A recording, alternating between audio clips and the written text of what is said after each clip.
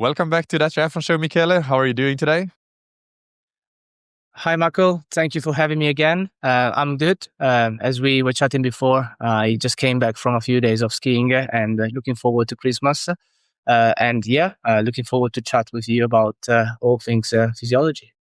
Yeah, it's great to have you on here. Listeners may remember that you were on before in 2023, the summer of 2023. I'll link to those episodes in the show notes. So there's lots of information there in those episodes as well about strength training, run training, and running economy, all sorts of things.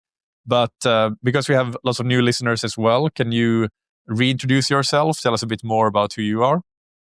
Sure, yes. I'm a lecturer in applied sport and exercise science at the Open University in the UK. And I'm also a visiting research fellow at Loughborough University, where I've done my PhD and most of my research related to durability, which we'll discuss today.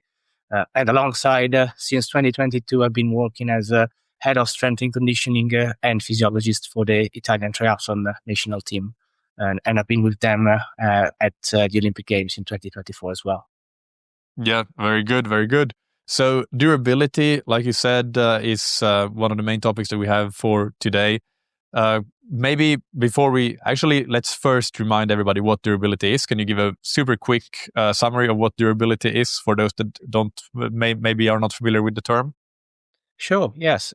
We would define durability as the capacity to withstand fatigue as exercise continues and accumulates. So you would express it as potentially like the drop in performance or the drop in performance determinants as prolonged exercise continues. So the capacity to maintain physiological stability, physiological parameters that are measured in a fresh state, even when an athlete is fatigued after a given amount of time or work. Yeah, and that's very good. And in a lot of the research, it can obviously be measured in a few different ways, and we might get into that, but it could be decline in performance, but also decline in physiological parameters. So I think we should also discuss the physiological parameters that are classically used to determine an athlete's performance capacity and that whole model, because that will play into what we're going to discuss next. So can you describe that classic model for endurance performance and the parameters underlying it?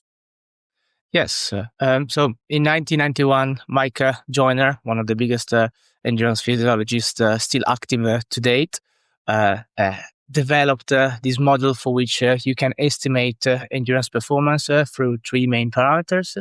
These are maximal oxygen uptake, or VO2 max, the fractional utilization of VO2 max at lactate threshold or at other submaximal intensities, and economy. That in the original model of Joyner was running economy because it was based on running, but that now expands on economy or efficiency in cycling, rowing, cross-country skiing, and other sports. And with these three parameters, you can very closely estimate endurance performance, especially when you're exercising between 1 hour and probably 3 to 4 hours. Yeah, and I think one of the well-known anecdotes or examples of that was Paula Radcliffe when she set her marathon world record back in, might have been 2015 or so, 2014, around that time. And it was 2006. Oh, yeah, I was wrong by a whole decade. Yeah, the time flies. But anyway, Andy Jones was the physiologist working with her, and he famously estimated that time within a very close range, might have been 30 seconds or so. Can't remember exactly, but that's an example that is cited a lot to just explain and visualize how, if you know somebody's VO2 max, running economy, and fractional utilization, you can in theory estimate their performance quite well in that time range. Yes. So and this paper was 2006, and Paula's performance was 2003, and her records lasted for maybe 14 years. So yeah, incredible performance, and it's one of those papers that I would always point listeners or readers to. Which is it's a very good way to see how performance can be estimated through physiology. I feel really awkward about getting the year wrong by so much. But in my defense, I've been kept up a large part of the night with a little baby that didn't want to sleep. So I'll use that as my explanation for that lapse. Let's go to some of your research that you've been doing. So one of your recent studies you investigated, you found that if you do people that do regular long runs and a higher run training volume in general, that was associated with better durability of their running economy specifically. So can you talk about this study and these findings in more detail? Yes, sure. Our idea came from a very practical perspective. Obviously, a lot of marathon runners or even half marathon runners, they would have a long run in their program, and that is usually prescribed to enhance the capacity to resist fatigue. And that is basically the translation of durability in applied practice. So what we wanted to see was if the inclusion of long runs in training would differentiate the durability of athletes. We did take this from a cross-sectional perspective. So we had two groups of athletes, which were very different in terms of training background, but matched for 10 kilometers performance. So each pairs had the same 10 kilometers time, which was about 39 minutes. And the differentiating factor was the exposure to long runs or not. So the group that was doing long runs, they had to do at least one long run per week, and that was run above 90 minutes of duration. And the non-long run group was only allowed to have sessions lasting up to 70 minutes. We took data retrospectively for the 6 months before the visits, and we used that as parameter. From there, we designed a study for assessing their durability. So we got the initial visit, which was just a step test and maximal test to assess physiological parameters in a fresh state. And then we had a prolonged run of 90 minutes at lactate threshold. So just at the very start of the heavy intensity domain, which is very close to what they would expect to be doing in their marathon performance. And we measured the economy every 15 minutes and then compared the economy from start to 90 minutes between groups.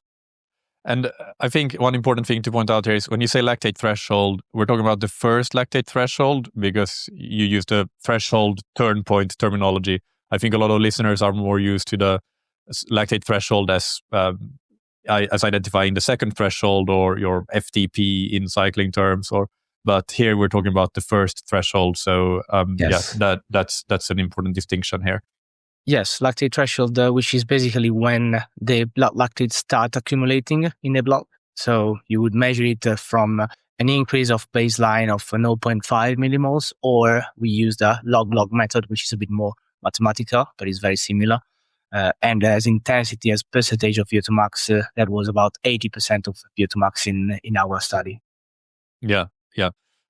So can you elaborate then on the results and the findings? Yes. What we found was a very clear difference between groups. So in terms of changes from fresh, and we're speaking about running economy here, the group that included the long runs only drifted up, so had a worsening of economy by 3%, whilst the group that didn't do the long runs had a worsening of 6%. So about 50% higher drift, 50% lower drift from the long run group compared to the non-long run group. There was a difference in running economy at the baseline. So even when they started, there was already a big difference in the cost of running, which I think it may have contributed slightly to the differences, because the long run group had a better economy from the start, which means that they would use less energy during that duration. And we've also found a difference in the neuromuscular capacity or strength-related capacities. So we've measured maximal strength and power before and after the exercise. And here again, the group that was used to do long runs had a much lesser decay or much lesser drop in neuromuscular function compared to the control group. So in this case, the non-long run group. One other can you, difference. Yeah, sorry, Michele, can you explain the relevance of that test, the neuromuscular capacity?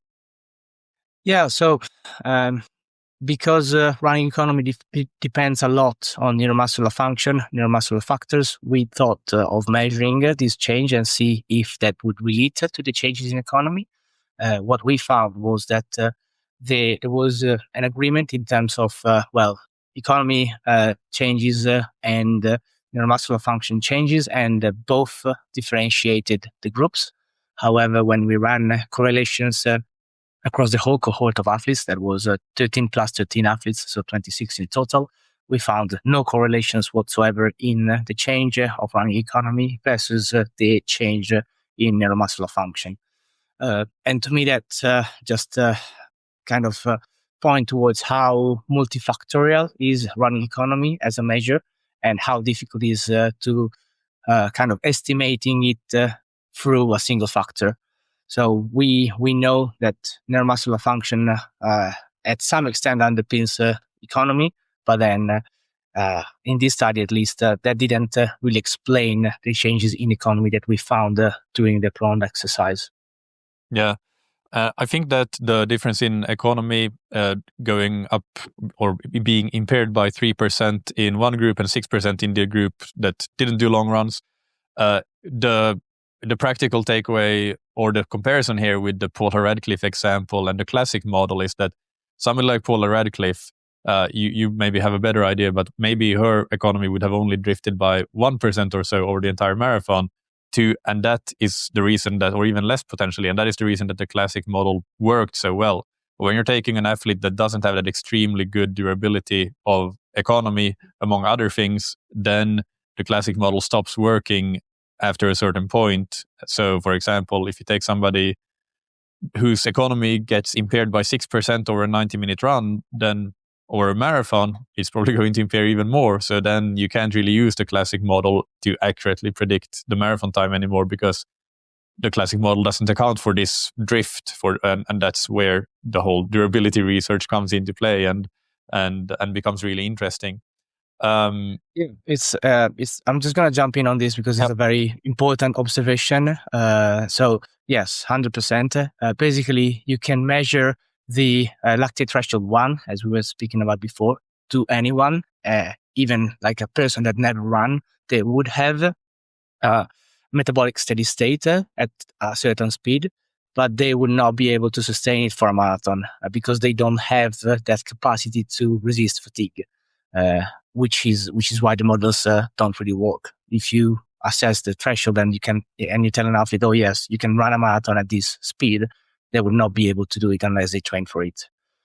And going towards the extremes of physiology and durability, there's a very good case studies on Magnus Ditlev, Ironman triathlete, that Peter Christensen published last year, and they simulated an Ironman before the Challenger Roth when he's done a kind of like world record performance or like a best performance in the Ironman recorded up to date.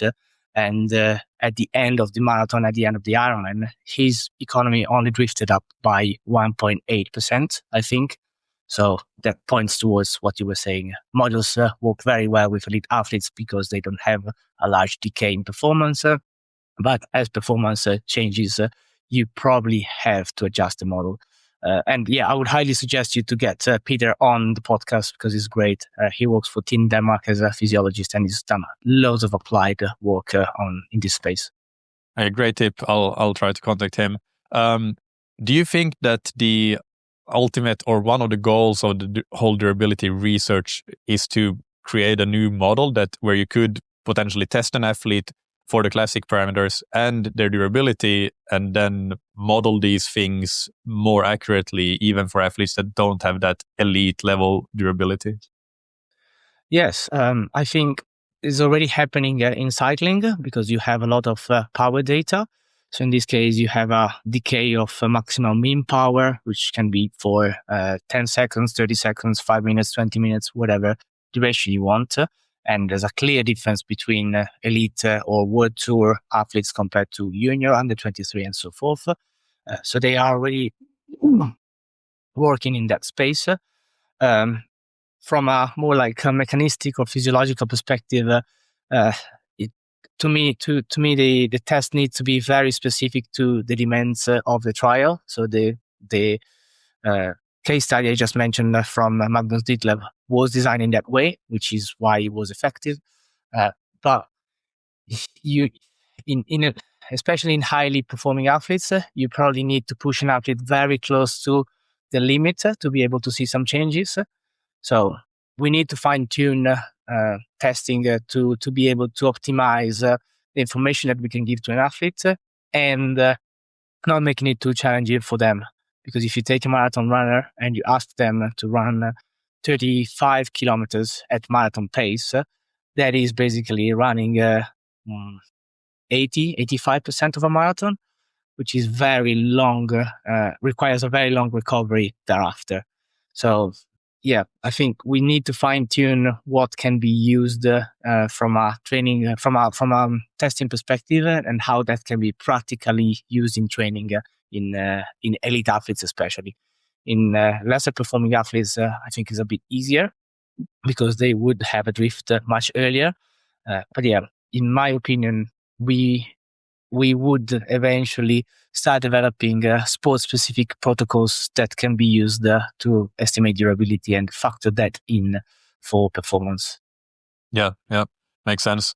So to wrap up this discussion on this first paper, what would you say are the main takeaways from it? I would say a couple of takeaways, really.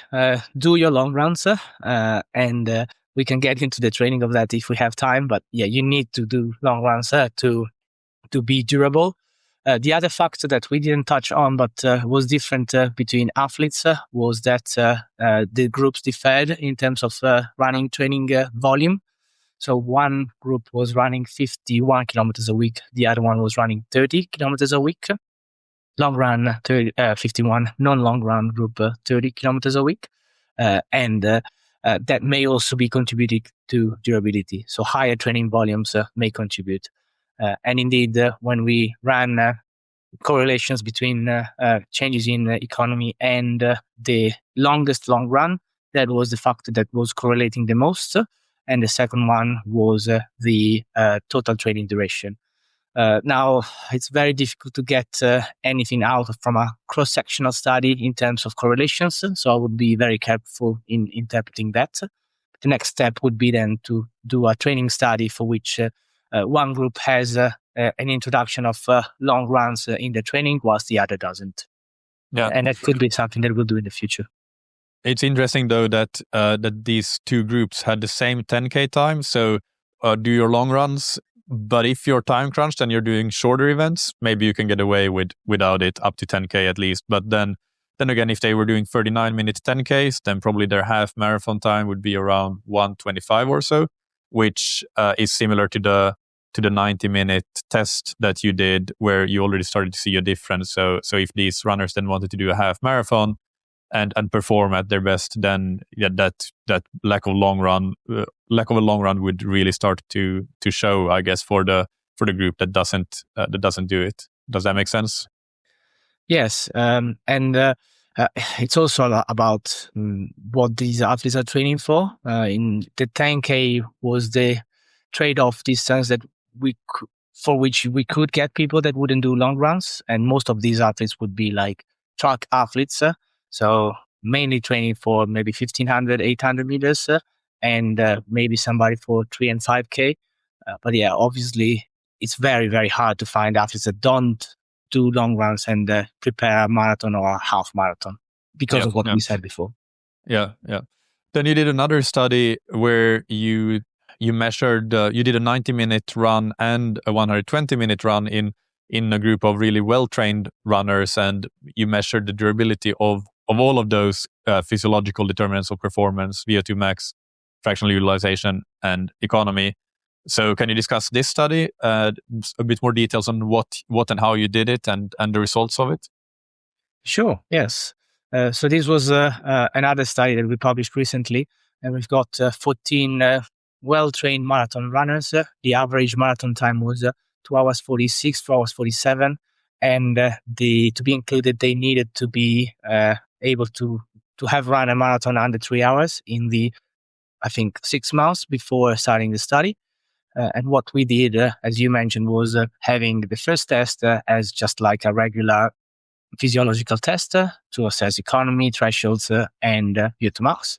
And then we got a preload of 90 minutes or 120 minutes at a speed within the heavy domain. So that was 10% delta between lactate threshold 1 and lactate threshold 2. So really just above lactate threshold 1 to be very close to the marathon intensity.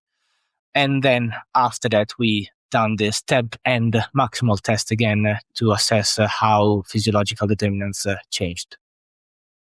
And what did you find? Yeah, we found that parameters were already altered after 90 minutes, which we kind of expected based on previous research we've done. But even more interestingly, after 120 minutes, the changes were much more exacerbated. So if you take something like VO2 max, that changed by 3% after 90 minutes and 7% after 120 minutes. So the decay was almost 4 times quicker between 90 and 120 compared to 0 and 90.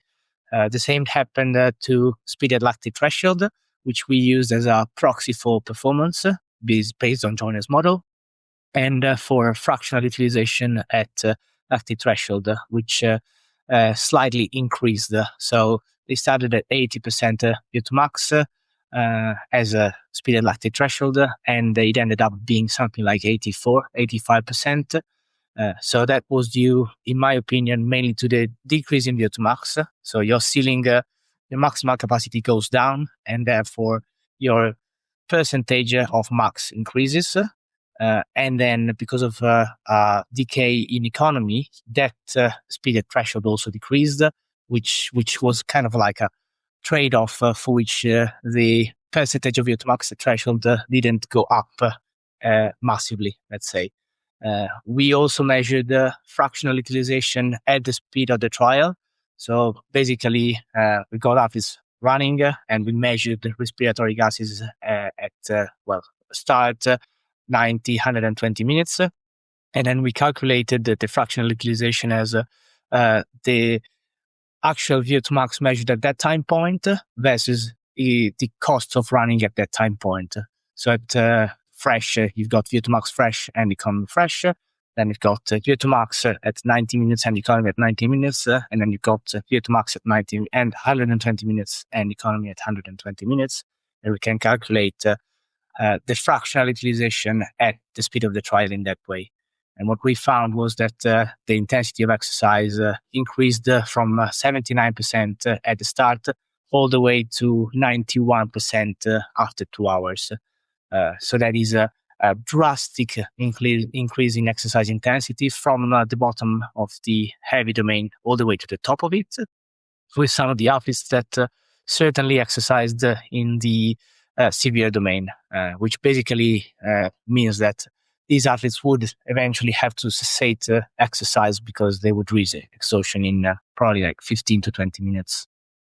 Yeah, no, that's fascinating that the drift is so large, and even that example of VO2 max increasing the rate of decreasing VO2 max being 4 times faster between 90 and 120 compared to 0 to 90. It just shows that. But I guess I don't know if you did you check this with the runners' training, their training logs, their typical training. Does that have a relation to their typical long runs, the duration of the typical long runs? That some runners maybe were able to have a lower rate or a bit smaller difference from 0 to 90 and 90 to 2 hours if they were really doing longer long runs, like 2 hours plus. Is that something that you looked into at all? We didn't look into that just because the sample size was too small. We had 14 athletes and the study wasn't designed for that. As I said before, I'm always quite skeptical or dubious when we have correlation studies with less than 20 people, less than 30 people, just because there's a lot of noise that can influence the outcome. So I think it's interesting, and it's something that we discussed for the future. But yeah, it wasn't possible to do it in this study. There was another study that has been recently published by Ben Hunter in European Journal of Sports Science, where they've got a durability test of 90 minutes, measured the changes in parameters as we did, and then correlated with marathon performance.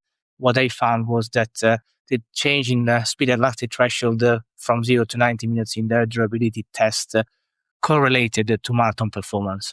So I think that is an insight of, durability can actually be important for performance because of this relationship. Yeah, absolutely. That makes sense. So what would you say for this study would be the main takeaways, and especially if there are any practical takeaways for the listeners? Yeah, I think the time-dependent changes of the physiological determinants is the most interesting part. So all these parameters, economy, speed and lactate threshold, VO2 max, fractional utilization, they do seem to change in a non-linear way. Economy did change in a linear way, but everything else didn't. So again, for testing, if you want to test durability, you probably want to be quite specific in the exercise duration and exercise intensity that you prescribe in the test. Otherwise, you may measure something that doesn't reflect the demands of a marathon. And the other takeaway is that all the classical determinants change, and they change in a slightly different way. So fractional utilization increased because of the large decrease in VO2 max, whilst economy, VO2 max, and speed at threshold worsened. And that has potentially some implications in how we look into the determining factors of durability from a physiological perspective, which we can probably chat about later on. Yeah. The fact that fractional utilization increased, would you interpret that as, is that an independent mechanism, or do you think that that's just a consequence of VO2 max decreasing, so it's a bit compensating a bit for the decrease in VO2 max, although it's of course not fully compensating for it? Yeah, that's a very good point that is worth highlighting. So thank you for that, Michael. I wouldn't take that as a positive. And we've got this question a few times now. To my understanding, is just an expression of how much VO2 max decreased. So your ceiling capacity decreased, and therefore your submaximal capacity relatively to max increased. But that only means that your heavy intensity or your severe intensity range decreased. So you have a lesser range of speeds, let's say, or lesser change of intensity that you have in the severe and in the moderate, in the severe and the heavy domain at that point in time. So yeah, not a positive thing, just an increase in submaximal intensity relative to max. Yeah. So from these studies, and also feel free to cite other studies like you did before in the literature, but what would you say that at this point in what we know from the research are the main things, the main takeaways, practical applications for coaches and athletes in how, if you're, for example, planning to run a marathon, you're training for a marathon, what are the things that athletes and coaches can do to improve their durability, or to improve their performance in general in the marathon? Yeah, I'll take it from a durability perspective first, because that's, I think, a bit newer, and then a lot of it is probably just related to endurance training anyway. So as we mentioned, probably including long runs is beneficial. That is very simple in practical terms. As we said, everybody would do long runs to prepare a marathon. So you need that regardless of any measure of durability. We still have to confirm that through studies, but it seems to be a very valid and logic way of enhancing your marathon performance. training volume seem to be positively associated with durability, and that's across different sports as well. Accumulated training over the years seem to be another factor that has an influence on durability. And there's a few some longitudinal or cross-sectional studies in cycling pointing towards that direction. And there's a few lines of research that are now looking into training interventions for durability. So we've done a strength training intervention, which was having a positive effect on durability, both from a running economy perspective and from a time to exhaustion perspective. So we've got reduced drift in economy and enhanced time to exhaustion through heavy strength and plyometrics training for 10 weeks. That was also already proven effective in cycling and cross-country skiing. And from a cycling perspective, there's a couple of studies that found the inclusion of high-intensity efforts during long rides quite effective to enhance durability from a 5 minutes time trial perspective after a long ride. So these are the evidence. And then, from a practical perspective, as we said, just like the typical endurance training for which you increase your training volume and the exposure to long runs will probably always have the best effect on marathon performance. With the strength training, so as we said, we have talked about that in a previous episode, but just briefly, can you give some examples of the exercises that were done in that study with the heavy strength and plyometric, and how that positively impacted durability? Yes, I'll keep it very brief. We've got a very simple design with 5 exercises. I wouldn't necessarily do that in practice because we have more time and we have more room to improve on and build from one exercise to another. But in that study, we've done a half squat, we've done a single leg press, we've done an isometric calf raise for the maximal strength side, and we've done a progression of vertical and horizontal plyometrics from the plyometrics exercises. So pogo jumps and then drop jumps, and from the horizontal plyometrics, we've got variations of bounds and hopes that would progress over the weeks, basically. So when you say that you wouldn't do that in practice, would you still do those same things, but just add a bit more depending on the athlete and the goals? A bit more, I mean, different, add more exercises and so on. Yeah, it's a good starting point, but I would include some power training. I would include potentially some strength endurance training towards the end of the sessions or towards the end of the periodization block before the races. And maybe just having something more for the posterior chain. So something related to like a hip thrust or a deadlift, or maybe even moving from a regular squat to a Bulgarian squat to have a single leg exercise built from there. It's just very difficult to do that in research because by the time an athlete learns the new movement, you've already lost 1 or 2 weeks of training adaptations. So yeah, we had 10 weeks for the training intervention. I would probably work with an athlete for 6, 8, 9, 10 months to build strength and maybe even over multiple years. So it's a kind of, different approach in practical terms. Yeah. Can you define a bit the parameters for the strength endurance work that you do? Like how many reps, roughly what sort of weight, relative intensity would you use there? It's something that I'm experimenting, really. There's not much evidence that strength endurance is effective to improve performance. And in my opinion, that's because it's just like usually you do your strength endurance for 10 weeks and we'll see what happens. If it's periodized with the building of maximal strength, power, and then strength endurance, I think it makes sense. And the approach I'm taking is just to work on the muscles that tend to fatigue earlier with the activity you're doing. So working with the triathlon team, what I've been trying to do with some of the athletes we work with is having strength endurance, capacity development with the calf and some of the upper body muscles that are basically necessary for the swimming push and pull. You would build something like from 40 all the way to 100 reps, and maybe get a couple of sets in the training sessions and repeating it maybe once, maybe twice a week. It typically has some soreness, at least like the couple of days later when you start with it, but they do disappear after 2 or 3 sessions, which is what you'd expect.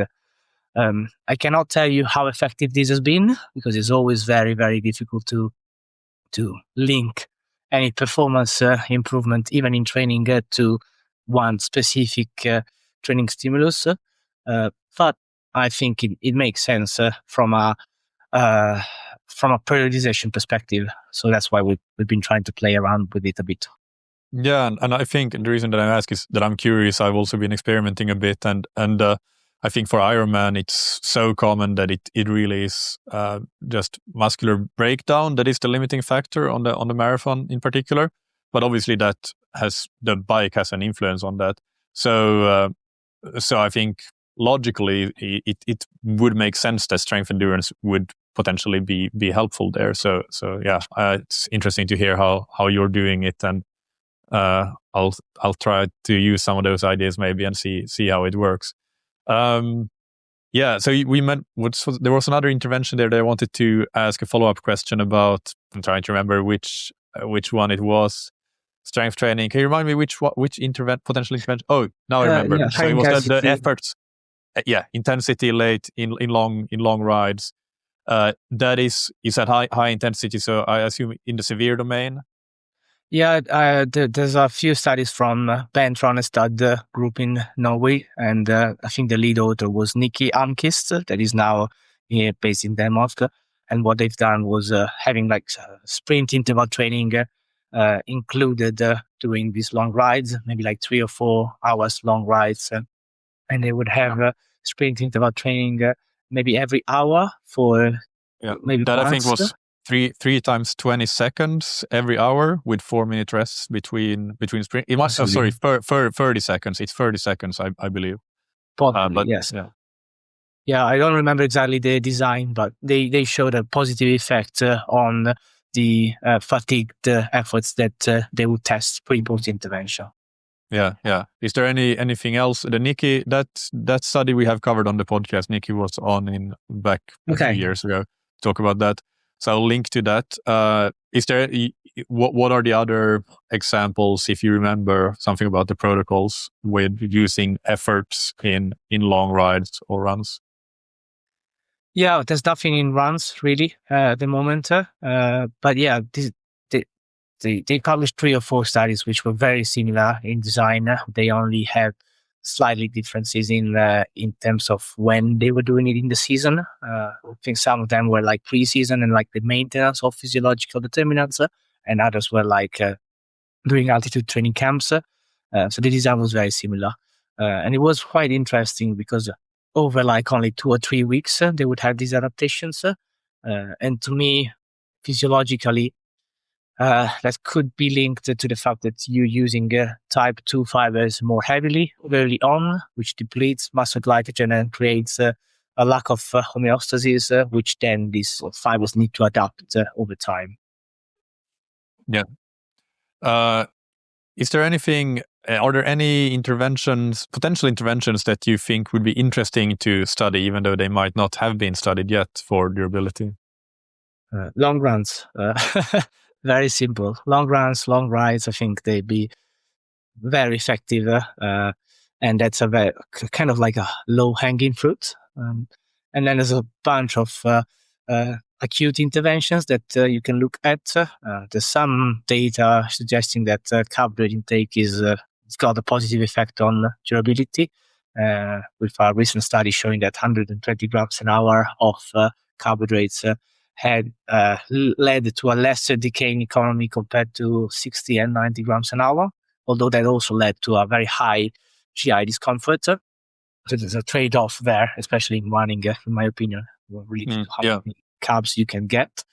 There's some evidence of caffeine, although it's not that strong at the moment, but you would assume that would have positive effects. And then obviously new footwear technology would potentially have an effect.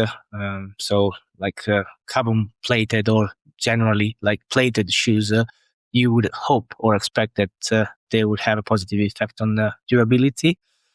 The evidence is a bit contrasting at the moment. There's 3 or 4 studies that came out in the last year, which either shown a positive effect on fatigue economy or didn't, but none of them, on top of my head, showed an improved durability. So if the effect was positive at the start, that was kind of maintained, or maybe not even maintained in a fatigued state, but there wasn't an effect on the decay from fresh to fatigued.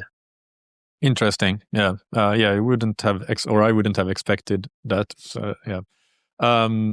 With long runs, do you think if we take a very classic running program for somebody training for not marathons, but something shorter, this might be like a typical collegiate program, for example, might do intervals on a Tuesday and maybe a Thursday, and then a long run, a steady long run, not a hard long run, even though it might be a bit too hard, but on a Saturday or Sunday.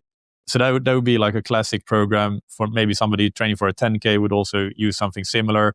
So the long run is more of a low intensity. Not that doesn't mean super easy, but in the moderate domain, right? Do you think that is there a possibility? And this, I'm of course asking you to just speculate because there's probably no research on this. But would athletes or runners be a benefit from potentially including more long runs with intervals, even if it's not training for a marathon, but you do your long run, and instead of doing your intervals on a Thursday, you put them in your Saturday long run? Yes. I think that's something that I chatted with Renato Canova about it as well. I think it's very advanced as a kind of stimulus, but something like that could work. Basically, trying to find a way to fatigue the type 2 fibers. In my opinion, it would be better doing it early on. Other people I chatted with, they said, it doesn't really matter as long as you fatigue them. But yeah, having like some high intensity efforts early on and then having a prolonged run afterwards would potentially have the effect of lowering the muscle glycogen in type 2 fibers and type 1 fibers, obviously, which would increase the recruitment of type 2 fibers earlier on and possibly have a larger adaptation because of that need of less efficient fibers. And that's one of the reasons why, for example, in our study, we found an improved economy only in a fatigue state or a potential reason, because you potentially have an improvement in the efficiency of only type 2 fibers, which then shows when you're testing that in economy only later on in a time trial or in an effort, because these fibers get recruited later on. Does it make sense? Yeah, that does make sense. I think it's interesting. It's I think from a triathlon perspective as well, because you're always running tired, even if you're doing an Olympic distance. Maybe it makes even more sense to do something like that compared to a pure runner training for a 10K, for example. But it's all speculation, of course. I think so. One final question on durability, and then we can move on to some different topics. But I asked about the different interventions and what has been studied, what hasn't been studied. What about not just in training interventions, training studies, but in general, what for you are the big open questions about durability that you would like to see answered, whether it's by you and your colleagues or other groups around the world? Yeah, I think the 2 main topics which we've touched on already are how can you train to improve durability and how can you do it effectively depending on the athlete and the type of sport you want to enhance, and how can you test it effectively. So there's a lot of factors that go into testing an athlete Like, do you do it indoors? Do you do it outdoors? Do you try to simulate the same temperature and humidity or not? How long do you go for? How high do you go for? So all these like testing, which needs to be relevant for the sporting demands, are probably the next step to make use of a durability test. If we get into the details of like ecologically valid versus reliable, I think it's something that it may be worth exploring. Like, do you do it indoors, so well controlled and replicable, or do you do it outdoors with maybe some like indoor testing every, I don't know, let's say every hour or every 2 hours, depending on what type of exercise you're doing. So these hybrid approaches, I think, are potentially interesting, also from a effort perspective and from an athlete, because they don't have to be on a treadmill for that long, or they don't have to be on a kicker for that long. And from a physiologist perspective as well, because there's a lot of time in the lab if you just have to be there with the athlete. Instead, if they come in and out, there's other things that can happen in between, which would save a bit of time. And this is the approach that I don't remember. Sorry. This is the approach that they used in the Magnus Ditlev study, I think, Yes. a hybrid model. Yes, correct.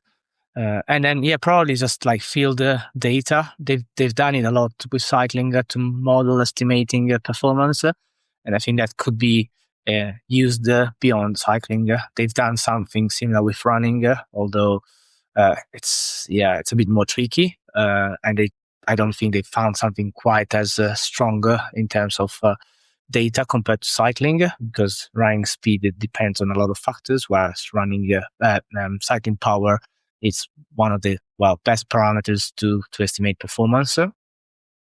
And the same for triathlon. Like if you were to be able to have this data from a triathlon race, both at the Olympic distance level and long distance level, I think there'll be a lot of important takeaways that can be used. One last thing that I think it may be worth chatting or just like pointing towards is the terminology part. We've been speaking about durability all this time, but in the literature, there's groups that refer to this as durability and others that refer to it as physiological resilience. These two terms are now kind of used interchangeably, although I think most people would speak about durability. And what we've tried to suggest in a recent response to a viewpoint in the Journal of Applied Physiology, together with Andy Jones and Lars Nybo, which I think you both had as guests, was that the suggestion would be to maybe use physiological resilience for the physiological factors underpinning performance. So, as we said throughout the podcast, economy, VO2 max, and fractional utilization, and use durability for anything related to performance. So that would be a time trial, time to exhaustion, a race outcome, or speed at threshold, or speed at lactate turn point. So, we basically suggested two slightly different terms in order to differentiate. And that was on the basis that if you have a change in performance, let's say speed at lactate threshold, that may be underpinned by different parameters in terms of physiological determinants. So an athlete may have a larger decay in VO2 max, whilst another may have a larger decay in running economy. So, having the underpinning from a physiological perspective may help dictating some training planning for the future. No, that makes sense to clear that terminology up a little bit. Let me ask you a few things about more practical training, coaching, and some science things as well. So since we last spoke 2.5 years ago now, I think, is there anything that you've changed in your coaching approach? Anything that or evolved, tweaked? Any interesting things that you've implemented or experimented with and think are working well? I'm just curious to hear about that. Yeah, thanks for the question. I've not been doing that much coaching. Obviously, I'm involved with the triathlon team, but I'm not doing the endurance coaching part. I do work with some non-professional athletes. The approach has been quite consistent over the years. Yeah, I think it's potentially more about on the support to the athlete. So having, more thorough, a more thorough understanding of what their response is when they race. So again, like tracking races, and we've done it with triathlon with Stride, so like a power meter to look into the pacing. I think there's potential now to look into like even how effective is carbohydrate ingestion and what rate of carbohydrate ingestion is the most effective for an athlete. Testing this durability side, which we've not really done, but I think it could be important to differentiate even, especially like young athletes. What we see in terms of performance is that maybe some young athletes would do pretty well in a mixed team relay or in a sprint triathlon, but then when they move to the Olympic distance, they really struggle. And then, from a strength training perspective, as I said, we started implementing a little bit more strength endurance, and we've used velocity-based training in the past 3-4 years to give some objective feedback to the athletes, and that helps in terms of giving a feedback to the athlete on the lifts, and because of some fatigue thresholds that we set, sometimes we may just reduce the total training volume, which I think it can be beneficial in terms of overall optimization of training interventions and training prescription, as well as allowing us to adjust the weight based on how fatigued they are when they come to the gym. So if they lift at a slower speed with the same weight, we may want to drop the weight, and we can do it right away, maybe even from the warm-up, rather than just going for this prescribed weight, which may not be optimal because of the fatigue that they've got from a session before. For listeners that are not familiar with velocity-based training, it's basically you're measuring the speed of the lift, and then a classic example that you said there is that you set a certain fatigue threshold that when the lift gets slower than a certain level that you determine, then the set is over or the exercise might be over, instead of having predetermined, let's say 6 reps, but you might, after the 5th rep, you're too slow, so then you stop there.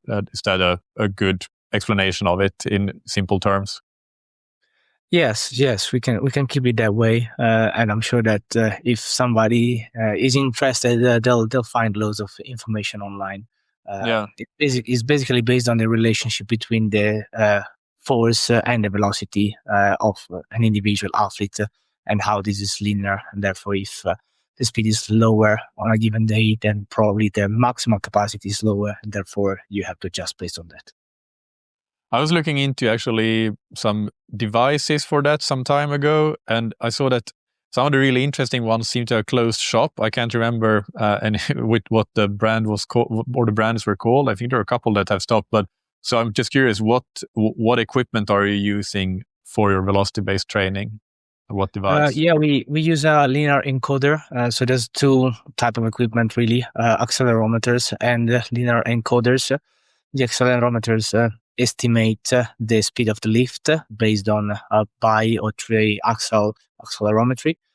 With the linear encoder, you have a string that is attached to the barbell or to whatever part of the body that you're moving, and it tracks how fast you are moving the barbell.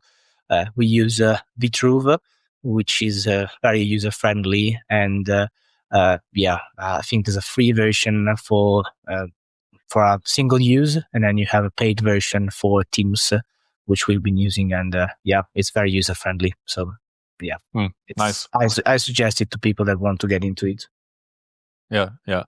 And what do you think are the most interesting trends in recent years in the scientific world, other than, of course, durability, which we've been talking about for most of this episode? But are there any other things that stand out to you? There's a few. I'm just gonna go by memory. I may be missing some.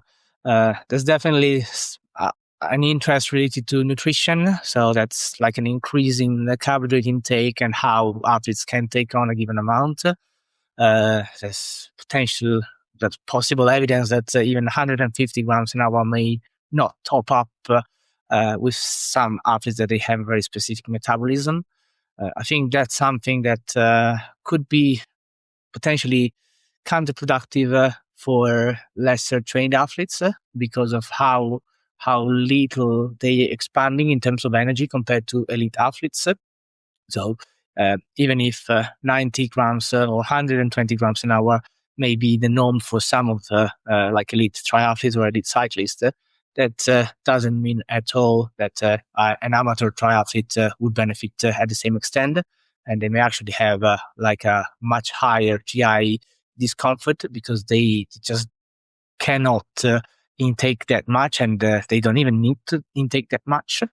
There's a sodium bicarbonate that has potential, certainly positive effects on shorter races like middle distance races and potentially up to even maybe the marathon.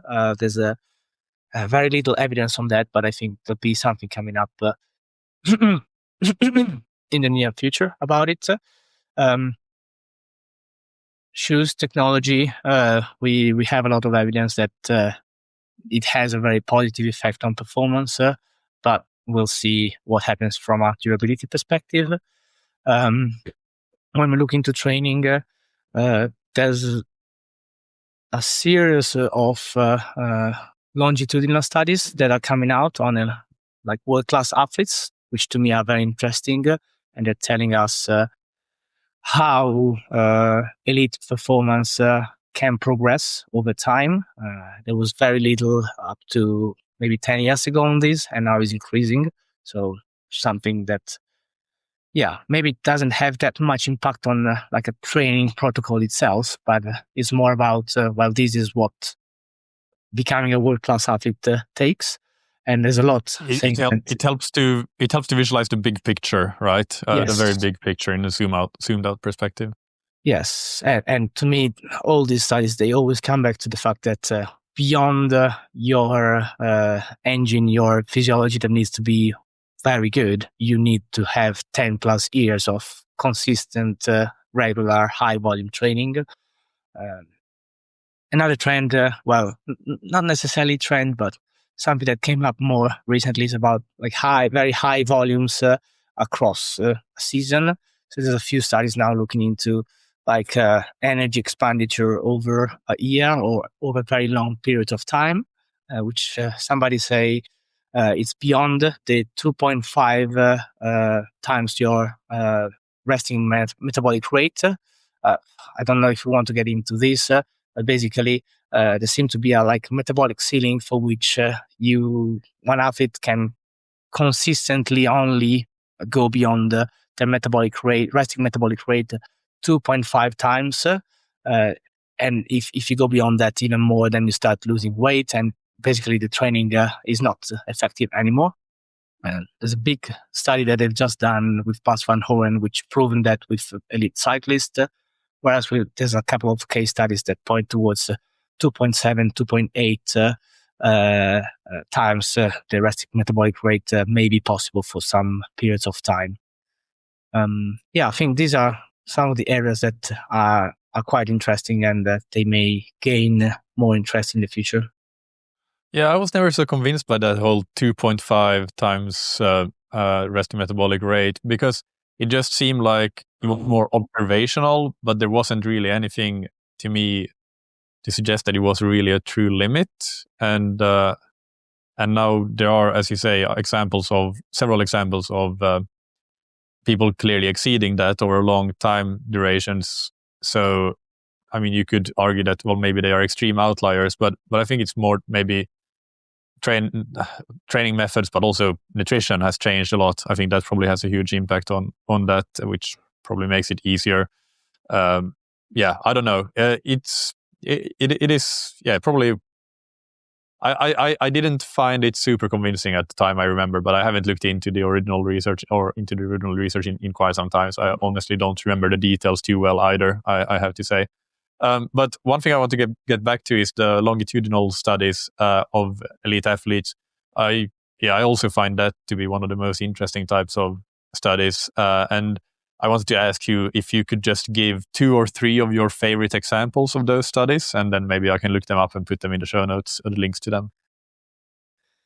Yeah, sure. I'm just going to say 3 that they come on top of my head. So there's the case study from Paula Radcliffe that we mentioned. So Jones 2006, which is, one of those that clearly shows what you can do over time and shows how determinants change over 10 years. There's a big review that came up in 2023, which kind of like reviewed all these case studies or even like proper longitudinal studies on multiple athletes, which were either elite or world class.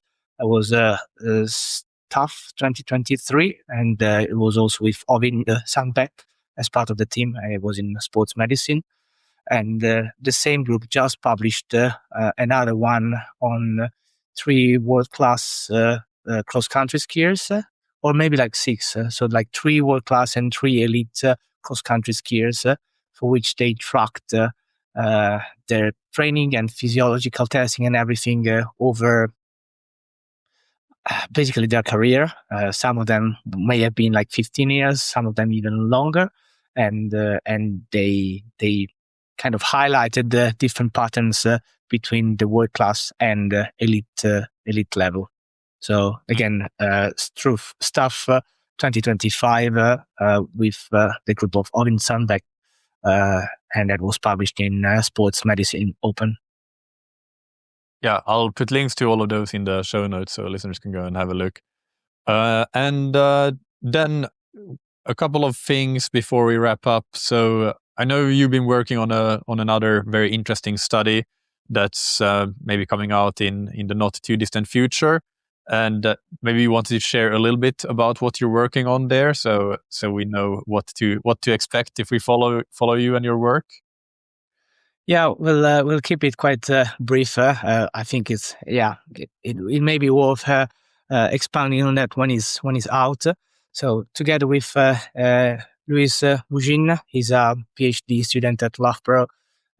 We had a chance to access a very large data set of athletes, which range from amateur level all the way to international level athletes. That was from Loughborough Sport, so the kind of performance and commercial services of Loughborough University.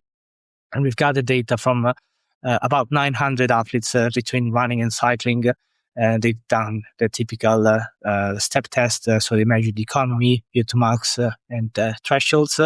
And we basically just done a very large correlation and multiple linear regression study to understand how physiological determinants relate to performance proxies, by which we define the speed at lactate threshold, power and lactate threshold, and speed or power at lactate turn point, and then ran multiple regression models to understand how much each of these parameters, so VO2 max threshold, VO2 max fractional utilization, and economy have on the thresholds.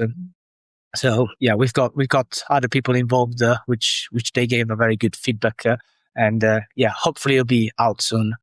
We looked into differences between males and females as well, and this basically the correlations and multiple linear regression models seem to be very consistent between sexes.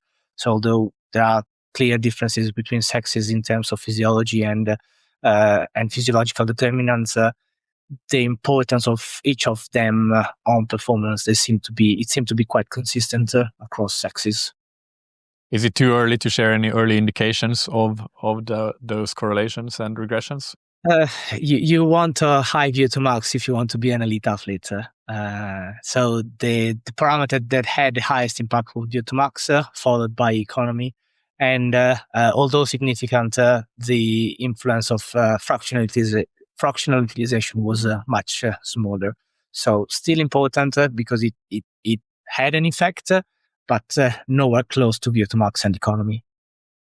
It's interesting because one of the last episodes that I published was with cycling coach Stephen Barrett, who is the head coach for Decathlon HDC La Mondiale, and he said, we talked about like talent development and talent identification, and he said that with the young cyclists, what they look for is VO2 max, and they look for trainability. So actually somebody who has a low fractional utilization at threshold, because that's something that they can then improve relatively easily. But yeah, definitely he said that they don't really care about somebody having a high threshold, and especially not if it's basically outweighed by a low VO2 max, because that's going to be hard to at the very top to overcome, basically. So that basically, I think that very much aligns with what your study maybe seems to indicate. Yes, it doesn't surprise me. And what we've done was actually, funny enough, having values relative to body mass in running and absolute in cycling, because they seem to work much better in terms of modeling. And in my opinion, that's because in cycling you have a non-weight bearing exercise. So obviously the test would be on flat. You would have a difference when you measure it on uphill. But yeah, from our side perspective, like absolute numbers, they seem to work much better than relative numbers.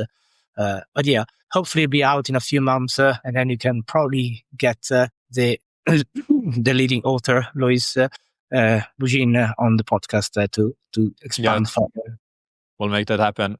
Is there anything else that you're working on or that you want to mention? So there's 2 or 3 things that may be worth just sharing. I've got studentship, PhD studentship on durability that we have advertised until the 16th of January. So if any of the listeners is interested, they can either find that on LinkedIn, I shared it there, or on Twitter as well, or just reach out to my contacts, and I'm happy to have a chat about that. It's a fully funded PhD for both UK and international students. So it's, potentially a good opportunity.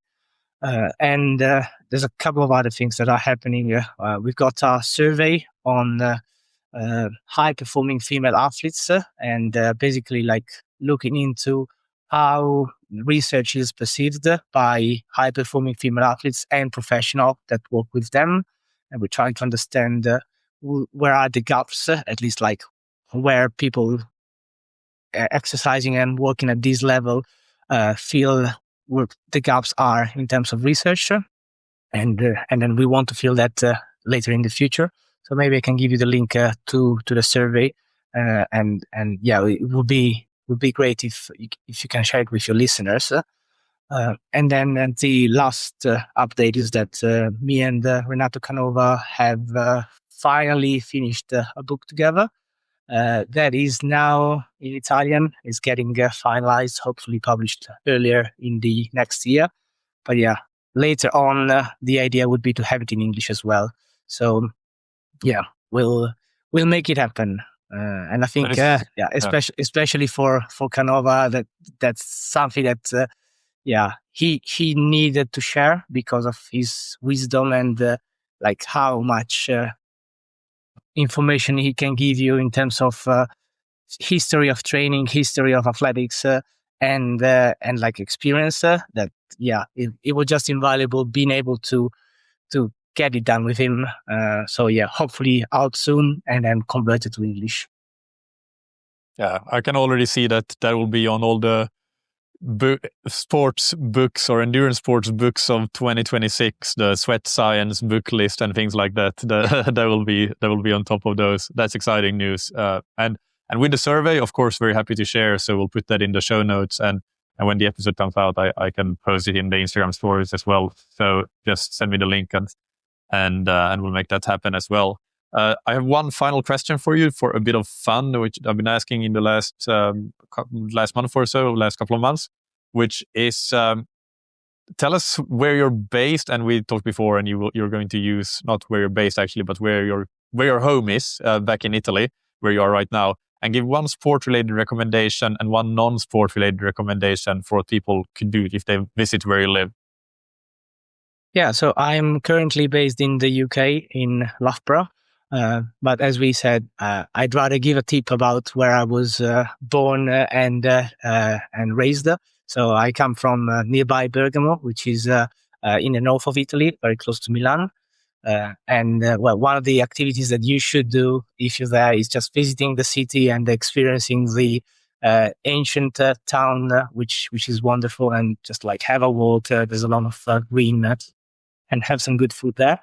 And from a sport-related perspective, I always suggest go skiing in the Alps. That can be close by. That could be something like Bormio or Livigno, which is where the Olympic Games will happen in a few months, or in the Dolomites. It's just it gives you that feeling of freedom, which I've not really experienced in other environments. Maybe with hiking, but yeah. Just being able to be there with the snow, with a clear sky, is something that, it's incredible. I actually visited Bergamo in 2014. I did a half marathon in Milan, and then I spent a couple of days in Bergamo after that, and I loved it. I can definitely attest to what you said. I haven't been skiing in that area though, so that's still something to do another time. That's it for this episode. Thank you so much, Michele, and especially being so late in the year and so close to Christmas. I really appreciate it. And hope to do it again another time. Hope to get your PhD student. I didn't catch his name, but we'll make that happen when your study comes out, and I'm sure we'll talk again quite soon. Perfect. Thank you, Michael. Looking forward to chat again, and thanks again for the invite. It's always good fun. Thanks. Bye-bye.